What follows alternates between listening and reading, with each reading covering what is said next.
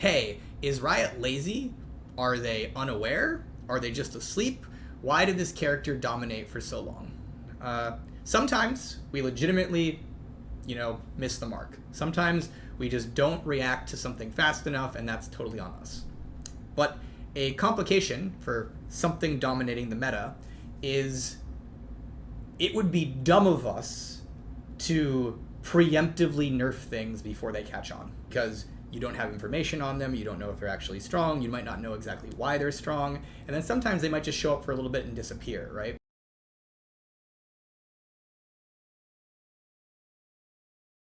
What about top lane right now? It's Vayne, Twisted Fate, Lucian, Quinn.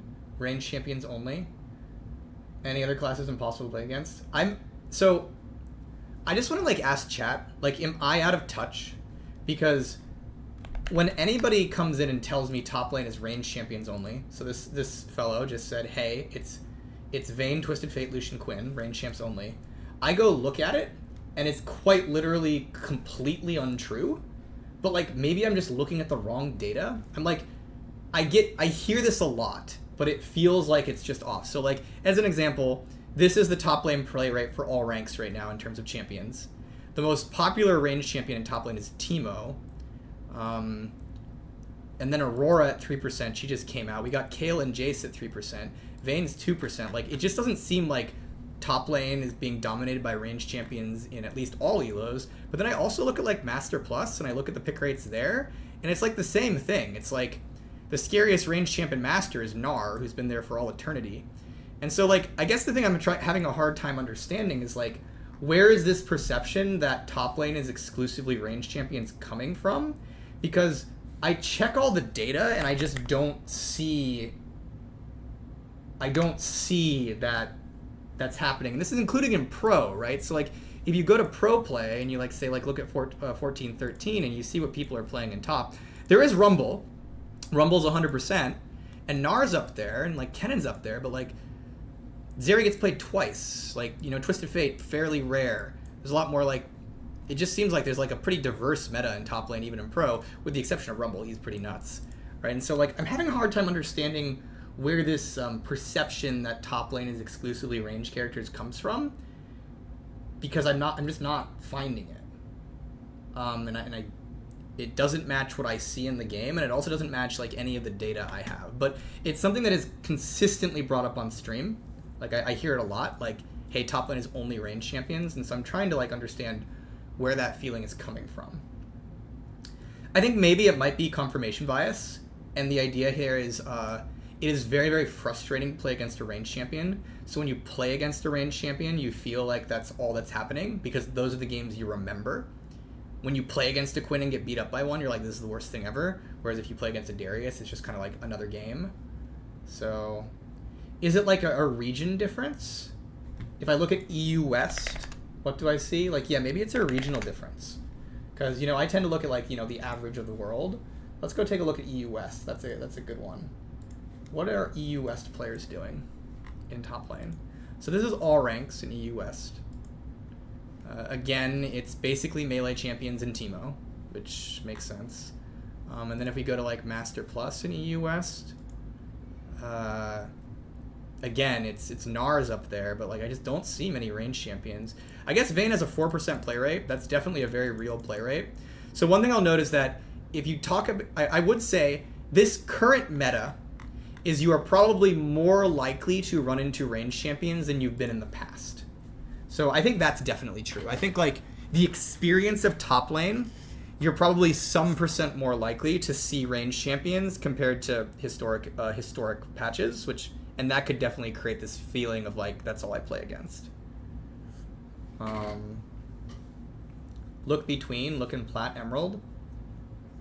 I could look in Plat Emerald, but I don't think that would really change anything. Let's take a look at Emerald Plus. Yeah, this is Emerald Plus. It's pretty similar. It's Emerald Plus, Teemo falls out, and the first top laner you run into is Jace. So yeah, I don't know. Yeah. So yeah, it's probably just they're a lot more common than they used to be. So it's definitely possible that like, you know, some amount of games you're gonna be running into these ranged top laners, and to be fair, a lot of ranged top laners tend to be like fairly frustrating to play against. That said, I think something worth noting that's pretty important here is the goal when we balance the game, especially around things like top lane, is I want to be like very clear. There is no goal to delete ranged characters from top lane. We don't have that goal. We are not trying to get to that situation. It is important that the ranged champions in top lane are not overly prevalent. It is important that they are balanced. Like, if Vayne is like, you know, showing up in most of your top lane games, that's probably a pretty bad result. But the goal is not delete ranged champs from top lane. The goal is just make sure they're fair and balanced and make sure that melee has a large presence there and feels like they can play the game. Which, by the way, a thought I have is like, I wonder if bruisers are like able to play the game right now. Hey Zol, how's it going? Not just in top lane, but just in general, right? Like, I wonder if bruisers are able to like play League of Legends. Like, one of the things I've noticed from bruisers as an example is that most of them aren't able to build any defense in terms of armor or MR, which probably makes them really, really squishy in team fights, which is probably really rough for like a bruiser's ability to do their job. So I'm curious about stuff like that. Why did the meta dominated mid meta by Trist last so long then?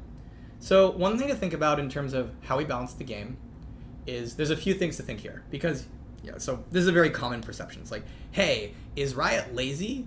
Are they unaware? Are they just asleep? Why did this character dominate for so long? Sometimes we legitimately, you know, miss the mark. Sometimes we just don't react to something fast enough, and that's totally on us. But a complication for something dominating the meta is it would be dumb of us to preemptively nerf things before they catch on. That would just end up, at the end of the day, if we did that, we'd basically just be stifling diversity, stifling creativity. And that's probably not a good look for League of Legends and a good feel for playing League of Legends. And so whenever it comes to like something that like, you know, starts taking over the meta, it's like, was Tristana taking over mid lane this last patch and when we nerfed her? Yes, of course, 100%. But there was a certain number of patches where Tristana was becoming popular in mid lane where she hadn't taken over yet. And so you could look at those and be like, you should have nerfed her the second she showed up, but like, it's probably not good to just nerf a character the second they show up, because you don't have information on them, you don't know if they're actually strong, you might not know exactly why they're strong, and then sometimes they might just show up for a little bit and disappear, right? And so preemptively nerfing things tends to, I would argue, in the long run, create a lot less interesting game than like, you know, following up on the crazy stuff when it happens, right? Another complication is that we're at a delay, right? So what I mean by that is to get something into a patch, you need to lock it a week before that patch goes out. And to lock it a week before that patch goes out, you usually need to know what you want to do 2 weeks before that patch goes out. And if you miss those deadlines, you're waiting another 2 weeks. And so as an example, when a patch comes out, we only have a few days before we need to start working on the next patch. And in those few days, we're missing a lot of information. We don't necessarily know how the solo queue meta is going to pan out as players like play things and try things out. We won't know how the pro meta pans out. There's all these different pro regions, and pros generally take a little bit to adapt, right? And so you're often going to see our response to certain metas somewhat delayed just because of our patch schedule.